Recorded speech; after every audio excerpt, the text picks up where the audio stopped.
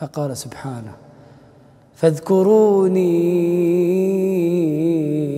أذكركم واشكروا لي ولا تكفرون. إن الحمد لله والصلاة والسلام على رسول الله وعلى آله وأصحابه وسلم تسليما كثيرا مزيدا إلى يوم الدين أما بعد. সিরাতের এই পর্যায়ে আমরা এখন অবস্থান করছি হিজরি দ্বিতীয় বর্ষে। রাসূলুল্লাহ সাল্লাল্লাহু আলাইহি ওয়াসাল্লামের বয়স এখন 52 বছর। আগের পর্বগুলোতে আমরা যা আলোচনা করেছি তার সংক্ষিপ্ত একটি সারাংশ আলোচনা করা যাক। আল্লাহ রাসূল সাল্লাল্লাহু আলাইহি ওয়াসাল্লাম যখন জন্ম নিলেন তখন মক্কা ছিল মূলত একটি মুশরিক সমাজ। তাওহীদের ঘর কাবাতে মানুষ মূর্তি পূজা করত। আল্লাহর সাথে তারা আরো দেবতা আর সত্তাদের শরীক করত। আরবে পৌত্তলিকতা ছাড়াও ইহুদি আর খ্রিস্টান ধর্মের অনুসারীরা ছিল এবং আরবে তখন স্থিতিশীল রাষ্ট্র ব্যবস্থা বলে কিছু ছিল না। তাদের সমাজ ছিল প্রচন্ডভাবে বিভক্ত। গোত্রভিত্তিক আরবে তখন ছিল না কোনো ল অ্যান্ড অর্ডার, বরং বলা যেতে পারে তখন ছিল জোর যার মুল্লুক তার এমন একটি সমাজ ব্যবস্থা। শ্রেষ্ঠত্ব আর আভিজাত্য নির্ধারিত হতো স্রেফ মানুষের বংশ পরিচয় আর গোত্রের উপর ভিত্তি করে। আর এমনই একটি সমাজে জন্ম নিলেন আল্লাহ রাসূল সাল্লাল্লাহু আলাইহি ওয়াসাল্লাম। তিনি জন্ম নিলেন মক্কার সবচেয়ে অভিজাত বংশ বনু হাশিমের ঘরে। ধর্মীয় ও রাজনৈতিক উভয় বিবেচনায় বনু হাশিমের নেতৃত্ব ছিল সুবিদিত। আমরা নবীজির ছোটবেলার কাহিনীগুলো বর্ণনা করেছি। তিনি যেখানে গেছেন, যেখানে থেকেছেন, বরকত নিয়ে গেছেন। যাবতীয় পাপ ও অন্যায় কাজ থেকে আল্লাহ তাআলা সব সময় তাকে দূরে রেখেছেন। তিনি যখন যৌবনে পা দিলেন তখন তিনি হলেন সমাজের সবচাইতে সম্মানিত মানুষ। এমনকি সমাজের নীতিহীন মানুষগুলো তাকে সম্মান করত। তার বিশ্বস্ততা নিয়ে কেউ কখনো প্রশ্ন তোলেনি। এভাবেই কেটে গেল 40টি বছর। এরপর আল্লাহ তাআলা তাকে নবুয়ত দিলেন। নবুয়ত পাওয়ার পর প্রথম 3 বছর আল্লাহ রাসূল সাল্লাল্লাহু আলাইহি ওয়াসাল্লাম তার পরিচিত আর আপন মানুষদেরকে ইসলামের দিকে আহ্বান করলেন। অনেকেই তাতে সাড়া দিলেন।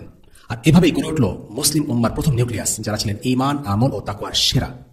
কিন্তু তাওহীদের আহ্বান নিয়ে যারাই দুনিয়ার বুকে এসেছেন তারাই বাধা বিপত্তির সম্মুখীন হয়েছেন। নবী মুহাম্মদ সাল্লাল্লাহু আলাইহি ওয়াসাল্লামের ক্ষেত্রেও তার ব্যতিক্রম ঘটেনি। তিনি যখন প্রকাশ্যে কুরাইশদের মিথ্যা মাবুদদের অস্বীকার করলেন, তাদের মূর্তিগুলোর অসারতা তুলে ধরলেন, তাদের অন্যায় রাজনীতি আর প্রথার সমালোচনা করলেন, তখনই শুরু হল সংঘাত। এই সংঘাত শুরু হয় মূলত নবুয়তের 4র্থ বছরে, যখন রাসূলুল্লাহ সাল্লাল্লাহু আলাইহি ওয়াসাল্লাম প্রকাশ্যে মানুষকে ইসলামের দিকে আহ্বান করলেন এবং শিরক বর্জন করতে বললেন। কুরাইশ নেতৃবৃন্দ নড়ে বসল। তারা দেখল নবী সাল্লাল্লাহু আলাইহি ওয়াসাল্লাম খুব শক্তিশালী একটি বার্তা নিয়ে এসেছেন। এই বার্তার সামনে তাদের দীর্ঘদিনের কর্তৃত্ব, ধর্মীয় বিশ্বাস আর সমাজ ব্যবস্থা টিকতে পারবে না। আর তাই তারা পাল্টা স্ট্র্যাটেজি হিসেবে শুরু করল ব্যঙ্গ বিদ্রুপ, মিথ্যাচার, অত্যাচার, নির্যাতন। আমরা সেগুলো নিয়ে আগের পর্বে বিস্তারিত আলোচনা করেছি। যেহেতু নবীজি সাল্লাল্লাহু আলাইহি ওয়াসাল্লাম ছিলেন একজন অভিজাত পরিবারের সন্তান, তাই তাকে হত্যা বা বন্দী করে কুরাইশরা তাকে দমন করতে পারছিল না, কারণ তার পক্ষে ছিল তার গোত্র বনু হাশিম। কিন্তু বাকি অনেক মুসলিমদেরকে কুরাইশদের অত্যাচারের শিকার হতে হয়। সে কারণে অনেকেই মক্কা ছেড়ে আবিসিনিয়ায় পাড়ি জমান। এই বিষয়টা কুরাইশদের জন্য বেশ অপমানজনক ছিল, কারণ মক্কা ছিল আরবের কেন্দ্র আর কুরাইশরা ছিল আরবের মধ্যে সবচেয়ে সম্মানিত। কুরাইশের সন্তানরাই মক্কা ছেড়ে চলে যাচ্ছে, এটা কুরাইশদের জন্য খুবই অসম্মানের ছিল। তাই তার আবিসিনিয়া থেকে রাজনৈতিক ক্ষমতা ব্যবহার করে এই মুসলিমদেরকে ফিরিয়ে আনতে চেষ্টা করে, কিন্তু সেটা সফল হয়নি। অন্যদিকে নবীজি সাল্লাল্লাহু আলাইহি ওয়াসাল্লাম তার দাওয়াতের কার্যক্রম অব্যাহত রাখেন। ক্রমাগত হুমকি আর নিরাপত্তাহীনতার কারণে মক্কায় তার কার্যক্রম সীমিত হয়ে আসছিল। আর তাই তিনি হজের মৌসুমগুলোতে মক্কার বাইরে ইসলামের দাওয়াত পৌঁছানোর চেষ্টা করেন এবং কিছুটা সাফল্যও পান। তবে মক্কার বাইরে বিচ্ছিন্নভাবে কিছু লোক মুসলিম হওয়াটা আসলে যথেষ্ট ছিল না, কারণ দ্বীন ইসলামকে টিকিয়ে রাখতে হলে প্রয়োজন রাজনৈতিক ক্ষমতা আর সামরিক শক্তি। আর এই দুয়ের মিশেল ঘটেছিল মদিনায়। মদিনার দুটি গোত্র আওস এবং খাজরাজ শুধু ইসলাম গ্রহণ করেনি, তারা ইসলামকে রাজনৈতিক প্রতিরক্ষা দেওয়ার জন্য আগ্রহী হয়। তারা নবীজিকে তাদের ভূমিতে আমন্ত্রণ জানায়। যখন নবী সাল্লাল্লাহু আলাইহি ওয়াসাল্লাম দেখলেন ইসলামের কেন্দ্র হিসেবে মদিনায় একটি শক্তিশালী ঘাঁটি হওয়ার ক্ষমতা রাখে, তখন তিনি সাহাবীদের সেখানে হিজরতের অনুমতি দেন। আর সবশেষে তিনি নিজেও হিজরত করেন। নবীজি সাল্লাল্লাহু আলাইহি ওয়াসাল্লাম মদিনায় আসলেন এবং গোড়াপত্তন করলেন প্রথম ইসলামী রাষ্ট্রের। আগের 4টি পর্বে আমরা আলোচনা করছিলাম মদিনার রাষ্ট্রে আল্লাহ রাসূল সাল্লাল্লাহু আলাইহি ওয়াসাল্লামের 4টি প্রজেক্ট নিয়ে। এগুলো ছিল মসজিদ নির্মাণ, ভ্রাতৃত্ব স্থাপন, মদিনার সনদ প্রণয়ন এবং মুজাহিদ বাহিনী গঠন। আজকের পর্বে আমরা আলোচনা করব সিরাতের মাদানী যুগের প্রথম দিকের সময়টা নিয়ে। মদিনার প্রথম 2 বছরে ঘটে যাওয়া কয়েকটা ঘটনা নিয়ে আজকে আলোচনা করা হবে ইনশাআল্লাহ। তবে বলে রাখা ভালো, এই ঘটনাগুলো আমরা ক্রমানুযায়ী বর্ণনা করছি না, বরং মদিনার প্রথম দিকে ঘটে যাওয়া গুরুত্বপূর্ণ কিছু ঘটনা নিয়ে আমরা আলোচনা করব, যেগুলো পরবর্তী ঘটনা প্রবাহের গতিপথকে নির্ধারণ করে। প্রথম টপিক হলো মদিনায় নবীজির আগমনে মুশরিক আর ইহুদিদের প্রতিক্রিয়া কি ছিল, তারা বিষয়টাকে কিভাবে দেখেছিল, কেমন ছিল তাদের মনের অবস্থা। ইতিপূর্বে আমরা মুসলিমদের প্রতিক্রিয়া নিয়ে আলোচনা করেছি। মুসলিমদের জন্য মদিনায় আল্লাহ রাসূল সাল্লাল্লাহু আলাইহি ওয়াসাল্লামের হিজরত ছিল এক মহা আনন্দের ঘটনা। আল্লাহ রাসূল যখন মদিনায় এলেন তখন মদিনা ছিল আলোকিত, চারিদিকে সাজ সাজ রব। কিন্তু এই খুশিতে আসলে সবাই শরীক ছিল না। মদিনার মুশরিক আর ইহুদিরা খুশি হতে পারেনি। এর কারণ হলো তাদের অহংকার, গোড়ামি এবং হিংসা। স্বাভাবিকভাবেই তারা তাদের মনের অবস্থা সরাসরি প্রকাশ করেনি, মুখ ফুটে কিছু বলেনি, বিষোদ্গার করেনি। কিন্তু বিদ্বেষ কখনো গোপন থাকে না। একজন মানুষ কখনোই নিজের মনের আসল অবস্থা দীর্ঘদিন গোপন রাখতে পারে না। তার কোনো কথা বা কাজের মাধ্যমে একদিন না একদিন ঠিকই তাদের মনের অবস্থা প্রকাশ পাবে। আমাদের জীবনে প্রায় এমনটা হয়। কেউ হয়তো কারোর প্রতি বিদ্বেষ পোষণ করে, তবে ভদ্রতার খাতিরে সরাসরি সেটা মুখ ফুটে বলতে চায় না। কিন্তু কোনো এক বিশেষ মুহূর্তে পরিস্থিতির প্রভাবে এই বিদ্বেষ প্রকাশ পেয়ে যায়। হতে পারে সেটা খোঁটা দেওয়ার মাধ্যমে বা তাচ্ছিল্যের স্বরে কথা বলার মাধ্যমে কিংবা রাগ ক্ষোভের মাধ্যমে। এটাই মানুষের স্বভাব। মুশরিক আর ইহুদিদেরও তাই হয়েছিল। তারা মদিনার ইসলামী রাষ্ট্রের প্রতি অনুগত থাকবে, কোনো শত্রুতা করবে না, এটা ছিল তাদের আইনগত বাধ্যবাধকতা। কিন্তু ইসলামের আগমনে তারা সন্তুষ্ট ছিল না। তাই তাদের এই অসন্তুষ্টি আস্তে আস্তে প্রকাশ পেতে থাকে। ইহুদিদের ক্ষেত্রে এই বিদ্বেষ এমন পর্যায়ে পৌঁছে যায় যে প্রায় তাদের সাথে মুসলিমদের ঝগড়া বিবাদ লেগে যেত। তারা মুসলিমদেরকে নিয়মিত হুমকি ধমকি দিত। এমনকি তারা মুসলিমদের বিরুদ্ধে চুক্তি ভঙ্গ করে হাতে অস্ত্র তুলে নিয়েছিল, যে কারণে মদিনার 3টি ইহুদি গোত্রের কাউকেই আর শেষ পর্যন্ত স্থান দেওয়া হয়নি। এই ঘটনাগুলো নিয়ে আমরা ভবিষ্যতে বিস্তারিত আলোচনা করব ইনশাআল্লাহ। অন্যদিকে মুশরিকরা বদর যুদ্ধের পর ইসলাম গ্রহণ করে, তবে সেটা ছিল লোক দেখানো। তাদের অন্তরে যে শত্রুতা আর বিদ্বেষ ছিল সেটাও ক্ষণে ক্ষণে প্রকাশ পেতে থাকে। বিশেষ করে জিহাদে ডাক এলেই তাদের প্রতিক্রিয়া, কথা আর কাজে বোঝা যেত যে তারা আসলে মুমিন নয়। আল্লাহ রাসূল সাল্লাল্লাহু আলাইহি ওয়াসাল্লামের আগমনে মুশরিকদের প্রতিক্রিয়ার একটি ঘটনা আমরা এই সিরিজে আগে উল্লেখ করেছিলাম। এটা ছিল মদিনার প্রথম দিককার একটা ঘটনা।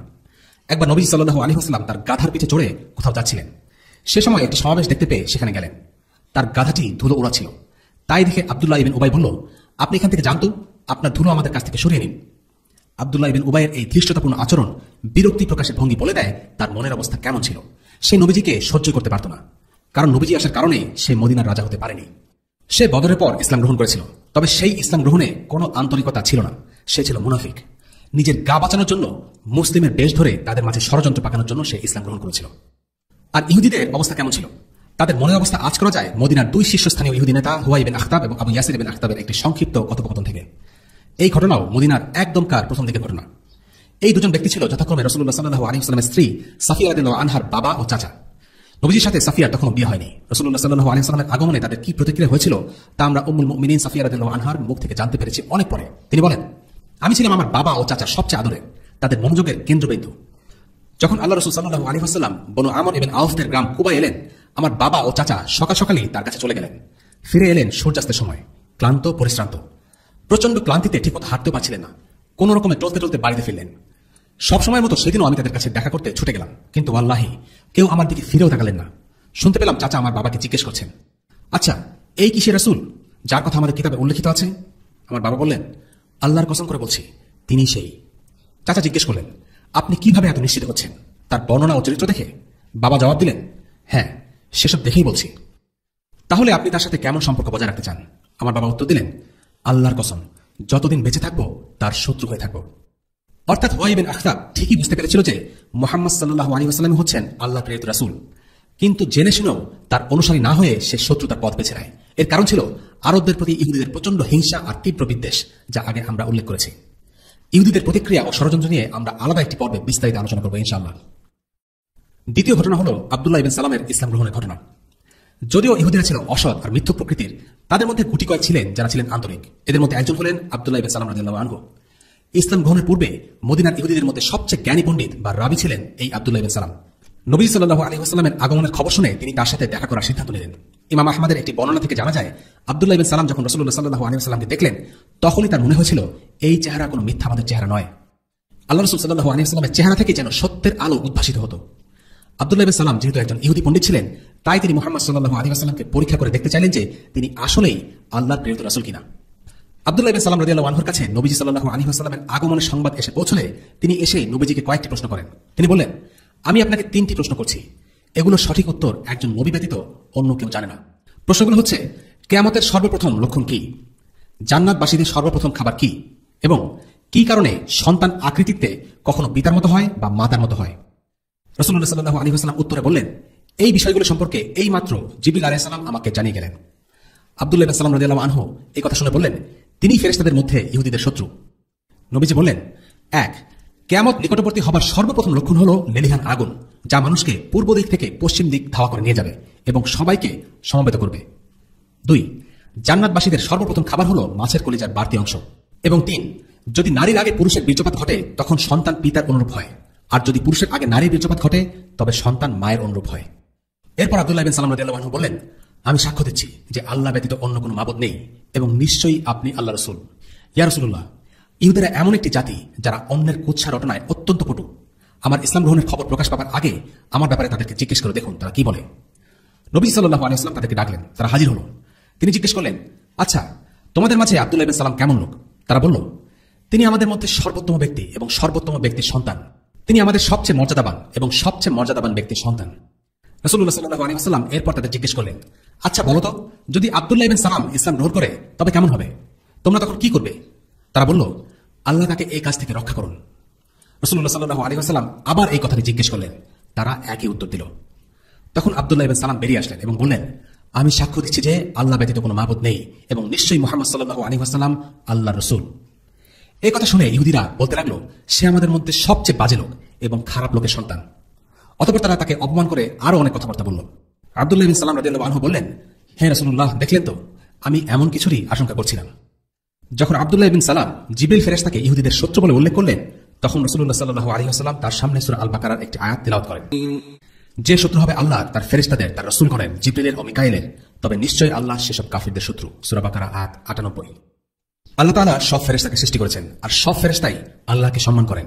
কোন নির্দিষ্ট ফেরেশতাকে বন্ধু বা শত্রু ভাবার কোনো কারণ নেই। রাসূলুল্লাহ সাল্লাল্লাহু আলাইহি ওয়াসাল্লাম আব্দুল্লাহ ইবনে সালামের এই ভুল ধারণাটিকে সংশোধন করে দিলেন। ইহুদিরা মুখের উপরে যেভাবে করে আব্দুল্লাহ ইবনে সালাম সম্পর্কে মিথ্যে বলেছে তা দেখে বোঝা যায় তারা মিথ্যাচারে কতটা পারদর্শী। এই ধরনের ছোট ছোট ঘটনাগুলো মুসলিম ও ইহুদিদের সম্পর্ক ভাঙনে প্রভাবক হয়ে দাঁড়ায়। ইহুদিরা কোনোভাবেই মুহাম্মদ সাল্লাল্লাহু আলাইহি ওয়াসাল্লামকে রাসূল হিসেবে এবং ইসলামকে একমাত্র সত্য ও শেষ দিন হিসেবে মেনে নিতে পারছিল না। তারা আড়াল থেকে প্রায় ইসলামী রাষ্ট্রের ব্যাপারে তাদের অসন্তোষ প্রকাশ করে বেড়াত। অন্য এক বর্ণনায় ইবনে আব্বাস রাদিয়াল্লাহু আনহু বলেছেন, যখন আব্দুল্লাহ ইবনে সালাম, সালাম ইবনে সায়া, উসাইদ ইবনে সায়া, আসাদ ইবনে উসাইদ সহ আরো কিছু ইহুদি মুসলিম হয়ে গেল, তখন ইহুদিদের আলিমরা বলতে লাগলো, যারা মুহাম্মাদের দ্বীনের অনুসারী হয়েছে তারা আমাদের মধ্যে সবচেয়ে খারাপ লোক। তারা মনে করত যদি এই লোকগুলো আসলেই ধার্মিক হতো তাহলে তারা তাদের পূর্বপুরুষদের দ্বীন ছেড়ে ইসলাম গ্রহণ করত না। এসব কথা বলে তারা এমন একটি পরিবেশ তৈরি করতে চাইত যেন ইহুদিরা ইসলাম গ্রহণ করার সাহস না করে। আল্লাহ তাআলা বলেন, তারা সবাই সমান নয়। আহলে কিতাবদের মধ্যে কিছু লোক এমনও আছে যারা অবিচলভাবে আল্লাহর আয়াতসমূহ পাঠ করে এবং রাতের গভীরে তারা সিজদা করে। তারা আল্লাহর প্রতি ও কিয়ামত দিবসের প্রতি ঈমান রাখে এবং কল্যাণকর বিষয়ের নির্দেশ দেয়, অকল্যাণ থেকে বারণ করে এবং সৎ কাজের জন্য সাধ্যমতো চেষ্টা করতে থাকে। আর এরাই হলো সৎকর্মশীল। তারা যেসব সৎ কাজ করবে কোনো অবস্থাতে সেগুলোর প্রতি অবজ্ঞা প্রদর্শন করা হবে না। আর আল্লাহ মুত্তাকিদের বিষয়ে অবগত। সূরা আলে ইমরান 113 থেকে 115। আমরা মুশরিক আর ইহুদিদের মনের অবস্থা সম্পর্কে জানলাম। এখন জানা যাক মুহাজিরদের ব্যাপারে। কেমন ছিল তাদের মনের অবস্থা? মক্কা থেকে আগত মুহাজিররা মদিনা নিরাপত্তা আর স্থিতিশীলতা লাভ করলেন ঠিকই, কিন্তু তারা তাদের জন্মভূমিকে মক্কাকে মিস করতে শুরু করেন। মক্কায় তাদের জন্ম, সেখানে বেড়ে ওঠা, তাই মক্কার প্রতি তাদের একটা কাতরতা থাকাই স্বাভাবিক। বিলাল রাদিয়াল্লাহু আনহু প্রায় বলতেন, আল্লাহ লানত করুক উতবা ইবনে রাবিয়া, শাইবা ইবনে রাবিয়া, উমাইয়া বিন খালাফের উপর। তাদের জন্যই আমাদেরকে মক্কা ছেড়ে এই রোগ শোকের দেশে আসতে হয়েছে। মদিনায় জলাবদ্ধতা থাকার কারণে সেখানে ম্যালেরিয়া, জ্বর প্রভৃতির রোগ একটি সাধারণ ব্যাপার ছিল, যে কারণে মুহাজিররা অসুস্থ হয়ে পড়েন। প্রচন্ড অসুস্থ হয়ে তারা কবিতা আবৃত্তি করতেন।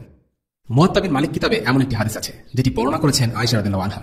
তিনি বলেন, রাসূলুল্লাহ সাল্লাল্লাহু আলাইহি ওয়াসাল্লাম যখন মদিনায় আগমন করলেন তখন আবু বকর ও বিলাল রাদিয়াল্লাহু আনহুমা ভীষণ জ্বরে আক্রান্ত হয়ে পড়লেন।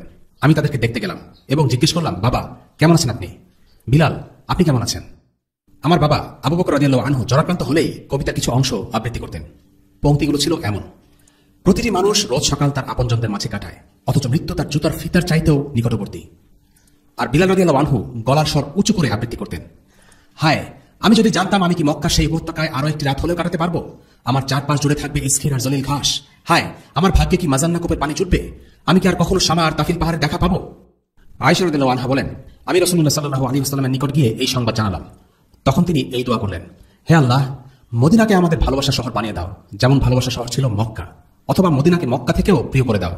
আমাদের জন্য মদিনাকে স্বাস্থ্যকর বানিয়ে দাও। মদিনার সা ও মুত্তার মাঝে বিশেষ বরকত দান করো, অর্থাৎ অর্থ সম্পদে বরকত দান করো।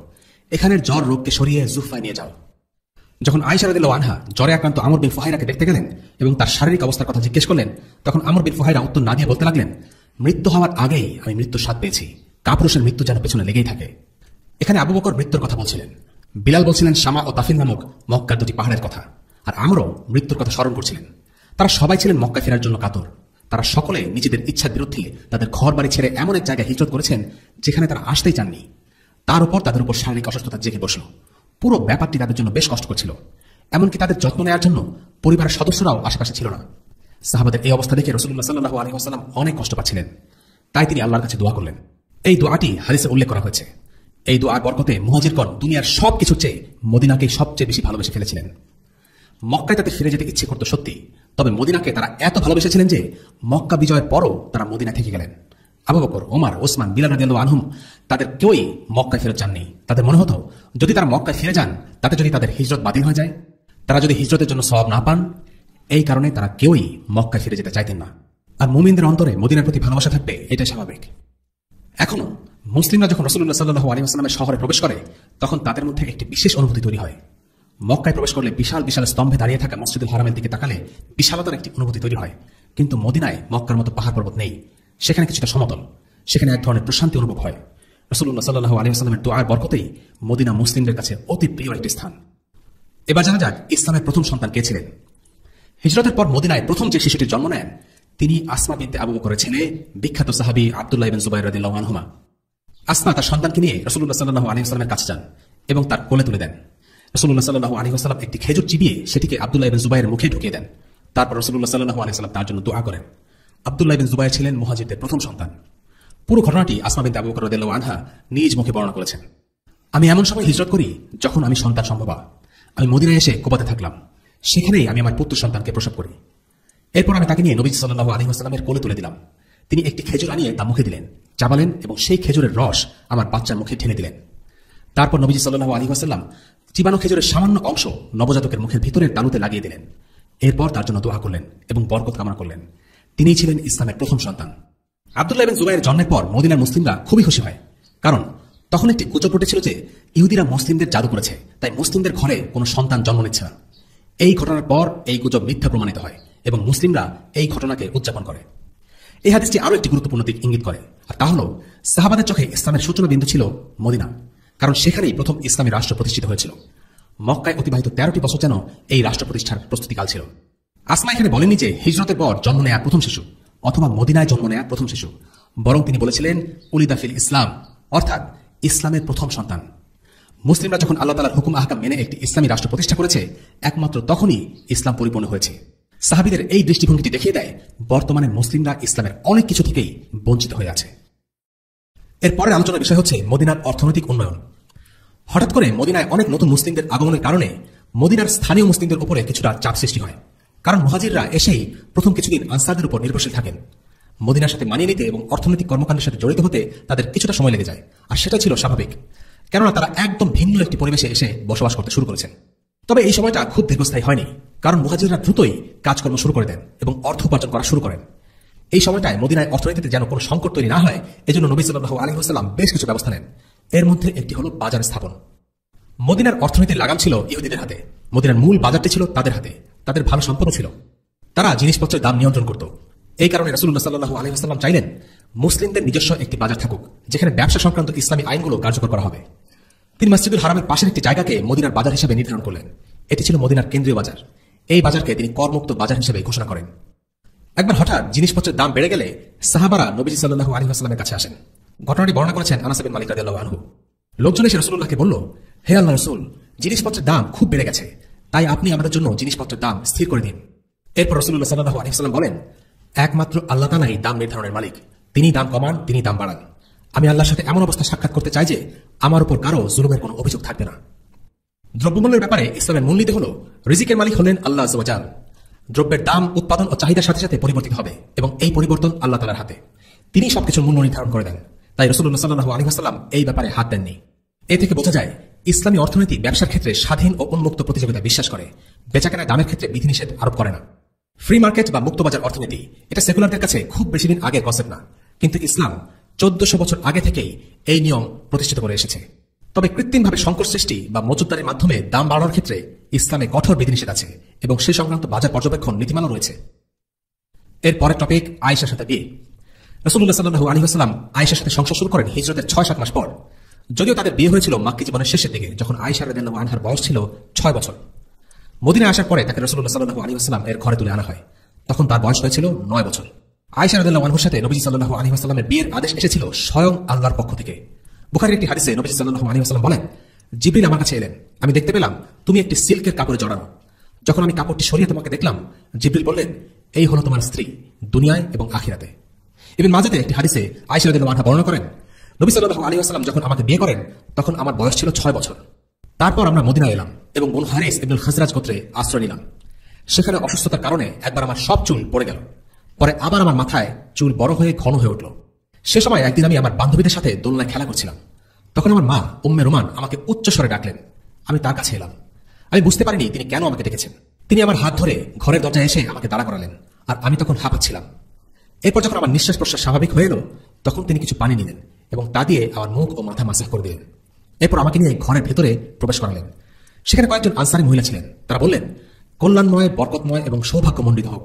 মা আমাকে তাদের কাছে দিয়ে দিলেন। তারা আমার গোছগাছ করে দিলেন। দুপুরবেলা হঠাৎ রাসূলুল্লাহ সাল্লাল্লাহু আলাইহি ওয়াসাল্লামের উপস্থিতি আমাকে সচকিত করে। আমার মা আমাকে তার নিকট অর্পণ করেন। তখন আমার বয়স ছিল 9 বছর। রাসূলুল্লাহ যখন আয়েশা রাদিয়াল্লাহু আনহাকে বিয়ে করেন, তখন নবীজি সাল্লাল্লাহু আলাইহি ওয়াসাল্লামের বয়স ছিল 54 বছর, কিন্তু তখনও তার চেহারা ছিল যৌবনের ছাপ। আমরা হাদিস থেকে জানতে পারি যে রাসূলুল্লাহ সাল্লাল্লাহু আলাইহি ওয়াসাল্লাম আয়েশা রাদিয়াল্লাহু আনহার সাথে দৌড় প্রতিযোগিতায় অংশগ্রহণ করতেন। বয়স রাসূলুল্লাহকে বেঁধে রাখতে পারেনি। তিনি তার স্ত্রী আয়েশার সাথে দৌড় প্রতিযোগিতায় অংশ নিতেন। যেমন একদিন তারা দুজনে সফরে বের হয়েছিলেন। আয়েশা সেদিনের কথা বর্ণনা করেছেন এভাবে, আমি তার সঙ্গে দৌড়ে পাল্লা দিলাম এবং জিতে গেলাম, কিন্তু পরে যখন আমি কিছুটা মোটা হয়ে গেলাম, তখন আবার তার সাথে দৌড়ে অংশ নিলাম, কিন্তু এবার তিনি আমাকে হারিয়ে দেন। আর তখন তিনি বললেন, এটা হলো পূর্বের হারের বদলা। অর্থাৎ আগের বার আয়েশা রাদিয়াল্লাহু আনহা জিতেছিলেন, আর পরের বার জিতলেন রাসূলুল্লাহ সাল্লাল্লাহু আলাইহি ওয়াসাল্লাম। রাসূলুল্লাহ সাল্লাল্লাহু আলাইহি ওয়াসাল্লাম বেশ স্বাস্থ্যবান ও কর্মঠ ছিলেন, আর আল্লাহ তাআলার রাসূল হিসেবে দায়িত্ব পালনের জন্য তার এরকম শারীরিক দক্ষতার দরকার ছিল। রাসূলুল্লাহ সাল্লাল্লাহু আলাইহি ওয়াসাল্লাম যখন রাবিয়া গোত্রের প্রতিনিধি দলের সাথে দেখা করেন, তখন তার বয়স ছিল 50 বছর। কিন্তু রাবিয়া গোত্রের নেতা তার গোত্রের লোকদের কাছে রাসূলুল্লাহকে যুবক হিসেবে উল্লেখ করেন। রাসূলুল্লাহ ছিলেন খুবই প্রাণবন্ত এবং উদ্যমী একজন মানুষ, তাই তাকে দেখে তরুণ মনে হতো।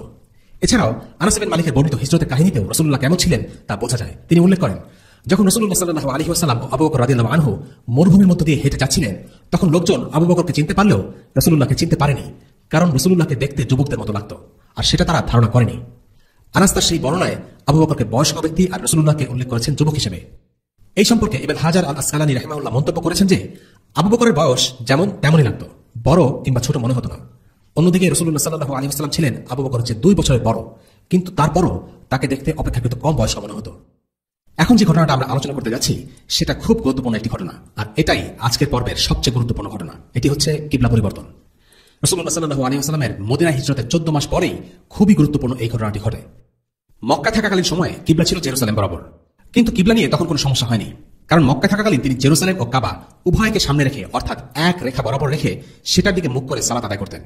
মক্কা যেহেতু কাবার চারপাশে তাওয়াফ করা যায়, তাই জেরুসালেম ও কাবা উভয়ের দিকে মুখ করে সালাত আদায় করা সম্ভব ছিল। কিন্তু মদিনা হিজরতের পর দেখা গেল যে সেখান থেকে মক্কা ও জেরুসালেমের অবস্থান পরস্পরের বিপরীত। মদিনা মক্কার উত্তরে, অর্থাৎ মক্কা মদিনার দক্ষিণে, কিন্তু জেরুসালেম আবার মদিনার উত্তরে। রাসূলুল্লাহর কাবার প্রতি বিশেষ টান ছিল। তিনি সব সময় চাইতেন কাবা বরাবর সালাত আদায় করতে। তিনি বারবার আকাশের দিকে তাকাতেন।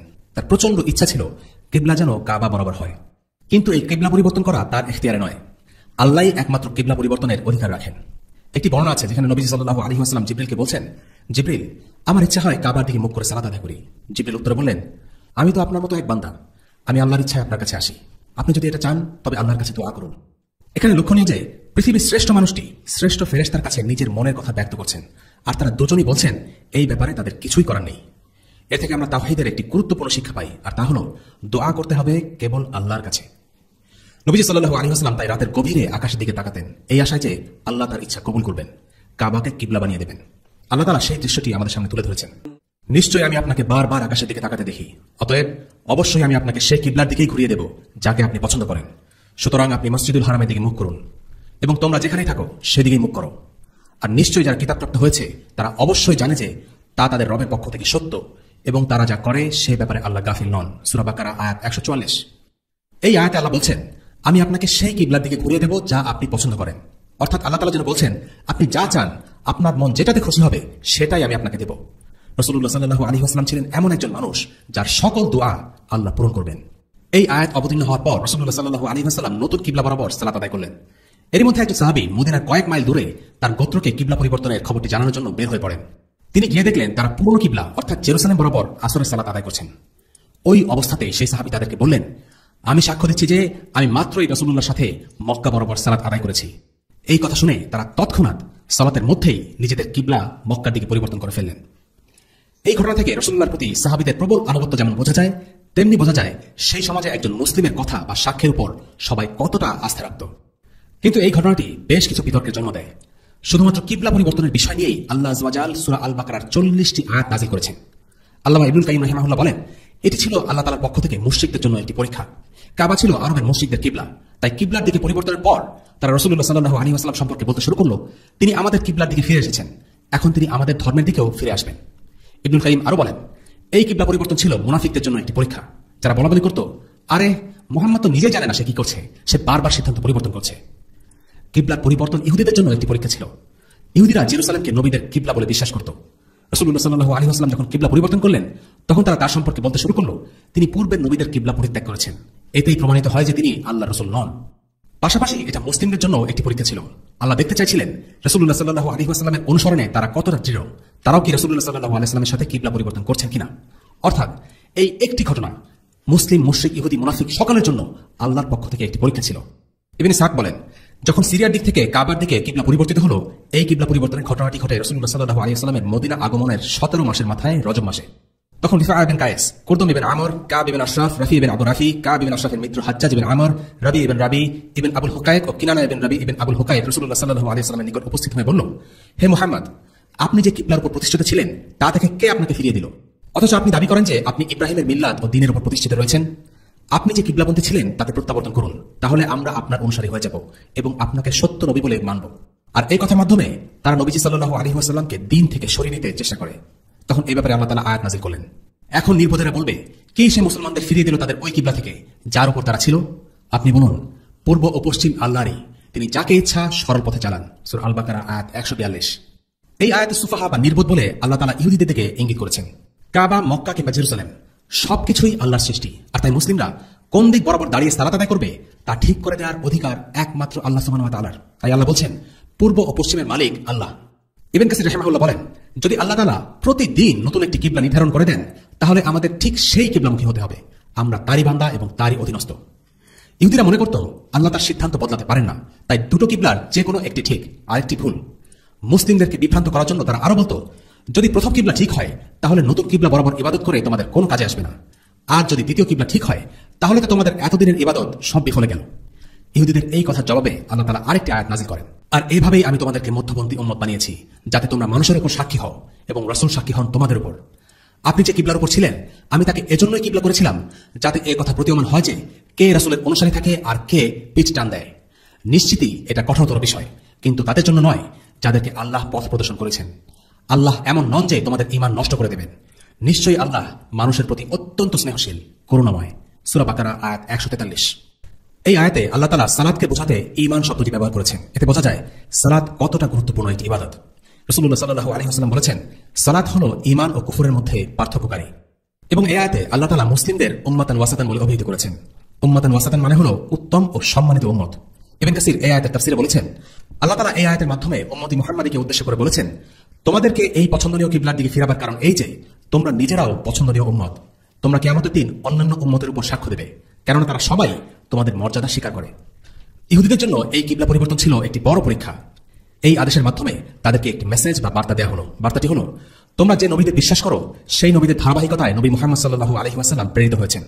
তবে তিনি আগের সমস্ত নবীদের ছাড়িয়ে যাবেন আর কিবলাকে কাবার দিকে ফিরিয়ে নেবেন।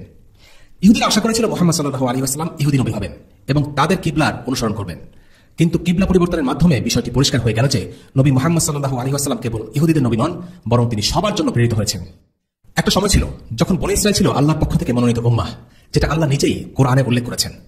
কিন্তু যখন আল্লাহ রাসূল সাল্লাল্লাহু আলাইহি ওয়াসাল্লাম আগমন করলেন আর এই রাসূলের মাধ্যমে কিবলা বনী ইসরাঈলের কিবলা জেরুসালেম থেকে কাবার দিকে ফিরে গেল, তখন তাদের এই বিশেষ মর্যাদা আর থাকলো না, বরং এই মর্যাদা লাভ করলো মুসলিম উম্মাহ। বলা যেতে পারে তাওহীদের অনুসারী হওয়ার কারণে বনী ইসরাঈলকে আল্লাহ যে শ্রেষ্ঠত্ব দিয়েছিলেন, সেই শ্রেষ্ঠত্বকে আল্লাহ তাআলা আনুষ্ঠানিকভাবে উঠিয়ে নিলেন, কারণ তারা আর ততদিনে সত্যিকারের তাওহীদের অনুসারী নেই। সত্যিকারের তাওহীদের অনুসারী এখন রাসূলুল্লাহ সাল্লাল্লাহু আলাইহি ওয়াসাল্লাম এর অনুসারী, আর তাদের জন্য একটি নতুন কিবলা নির্ধারিত হলো। ধর্মের ব্যাপারে ইহুদিদের বুঝ ছিল বাড়াবাড়ি রকমের আক্ষরিক। তারা বলতে লাগলো, বাইতুল মাকদিস ছাড়া অন্য কোনো কিবলা বরাবর কেউ যদি মুখ করে তবে আল্লাহ তা গ্রহণ করবেন না। তাদের চোখে তাকওয়া মানে হলো তাদের কিবলার দিকে মুখ করা, ব্যাস এতটুকুই। আসলে ইহুদিরা তাকওয়ার মূল স্পিরিট বুঝতেই ব্যর্থ হয়েছিল। তারা একটা আইনকে কাগজে কলমে মানাকে তাকওয়া মনে করত। আল্লাহ তাদের এই ভুল ধারণা ভেঙে দিয়ে বলছেন, তোমরা নিজেদের মুখ পূর্ব দিকে করো কিংবা পশ্চিম দিকে, এতে কোনো কল্যাণ নেই, বরং কল্যাণ আছে এতে যে ঈমান আনে আল্লাহ, শেষ দিবস, ফেরেশতাগণ, কিতাব ও নবীগণের প্রতি, এবং যে সম্পদ প্রদান করে তার প্রতি আসক্তি সত্ত্বেও নিকট আত্মীয়গণকে, ইয়াতীম, অসহায়, মুসাফির ও ভিক্ষুকদেরকে, এবং দাসত্ব মোচনের জন্য ব্যয় করে, আর সালাত প্রতিষ্ঠিত করে ও যাকাত প্রদান করে, এবং অঙ্গীকার করলে তা পূরণ করে, এবং যারা অভাব ও ক্লেশে এবং যুদ্ধকালে ধৈর্যশীল তারাই সত্যপরায়ণ এবং তারাই মুত্তাকি। সূরা বাকারা আয়াত 177। আল্লাহর অবাধ্যতা করতে করতে ইহুদিদের অন্তর কঠোর হয়ে গিয়েছিল। সত্য জানলেও তারা একগুঁয়েমি ও জেদের বশে মানতে চাইত না। সূরা বাকারার পরবর্তী আয়াতগুলোতে অর্থাৎ 145 থেকে 150 পর্যন্ত আল্লাহ তাআলা বলেন, আর যদি তুমি আহলে কিতাবদের সামনে সমুদয় দলিল হাজির করো, তবুও তারা তোমার কিবলার অনুসরণ করবে না, আর তুমিও তাদের কিবলার অনুসরণকারী নও, আর তারা একে অপরের কিবলার অনুসরণকারী নয়। যদি তুমি তোমার নিকট জ্ঞান আসার পরেও তাদের মন গড়া মতামত সমূহের অনুসরণ করো, সে অবস্থায় তুমিও অবাধ্য দলেরই অন্তর্ভুক্ত হবে। যাদেরকে আমি কিতাব দিয়েছি তারা তাকে চেনে, যেমন চেনে তাদের সন্তানদেরকে, আর নিশ্চয়ই তাদের মধ্য থেকে একটি দল সত্যকে অবশ্যই গোপন করে, অথচ তারা জানে বাস্তব সত্য সেটাই যা তোমার পালনকর্তা বলেন। কাজেই তুমি সন্দিহান হও না, আর সবার জন্যই রয়েছে কিবলা এক এক দিকে, যে দিকে সে মুখ করে ইবাদত করবে। কাজে সৎ কাজে প্রতিযোগিতামূলকভাবে এগিয়ে যাও। যেখানে তোমরা থাকবে আল্লাহ অবশ্যই তোমাদেরকে সমবেত করবেন। নিশ্চয়ই আল্লাহ সর্ববিষয়ে ক্ষমতাশীল। আর তুমি যেখান থেকে বের হও, নিজের মুখ মসজিদে হারামের দিকে ফেরাও। নিশ্চয়ই তা তোমার প্রতিপালকের নিকট হতে পাঠানো সত্য। বস্তুত তোমরা যা করছো আল্লাহ সে সম্পর্কে মোটেই গাফিল নন। আর তুমি যেখান থেকে বের হও, তোমার চেহারা মসজিদুল হারামের দিকে ফেরাও, এবং তোমরা যেখানে থাকো তার দিকে তোমাদের চেহারা ফেরাও, যাতে তোমাদের বিপক্ষে মানুষের বিতর্ক করার কিছু না থাকে, তবে তাদের মধ্য থেকে যারা জুলুম করেছে তারা ছাড়া। সুতরাং তোমরা তাদেরকে ভয় করো না, আমাকে ভয় করো, আর যাতে আমি আমার নিয়ামত তোমাদের উপর পূর্ণ করতে পারি এবং যাতে তোমরা হিদায়াত প্রাপ্ত হও। এই আয়াতটি বিশেষভাবে লক্ষণীয়। আল্লাহ তাআলা বলছেন, তোমরা তাদেরকে ভয় করো না, বরং আমাকেই ভয় করো। বর্তমান সময়ে ইসলাম যখন কাফির ও মুনাফিকদের কাছ থেকে প্রচন্ড আক্রমণ ও সমালোচনার শিকার, সেই সময়ে এই আয়াত একটি গুরুত্বপূর্ণ শিক্ষা দেয়। প্রতিটি যুগে ইসলাম বিদ্বেষী কিছু লোক থাকে, তারা ইসলামের বিভিন্ন দিক ও বিধানের দোষ খুঁজে বেড়ায়। যেমন এই যুগে তারা বলে ইসলাম নারীদের শোষণ করে, অথচ তারাই একসময় মনে করত ইসলাম নারীদেরকে বেশি বেশি অধিকার দিয়েছে। ইসলাম সন্ত্রাসবাদের ধর্ম, অশান্তির ধর্ম, নানা রকম প্রোপাগান্ডা চালায় তারা। আল্লাহ সুবহানাহু ওয়া তাআলা ঈমানদারদেরকে বলেছেন, ঈমানদাররা যেন ওইসব লোকদের ভয় না পেয়ে শুধুমাত্র আল্লাহকেই ভয় করে। কাজে একজন মুসলিম এসব ইসলাম বিদ্বেষীদের কথায় পাত্তা না দিয়ে শুধু তাই করবে যা আল্লাহ সুবহানাহু ওয়া তাআলা করতে বলেছেন। আল্লাহর দেয়া প্রতিটি বিধান, প্রতিটি আদেশ নিষেধ মুসলিমদের জন্য এক একটি অনুগ্রহ। ওয়াসাল্লাল্লাহু আলা সাইয়্যিদিনা মুহাম্মদ ওয়া আলা আলিহি ওয়া সাহবিহি ওয়া সাল্লাম। আলহামদুলিল্লাহি রাব্বিল আলামিন। আসসালামু আলাইকুম ওয়া রাহমাতুল্লাহি ওয়া বারাকাতুহু।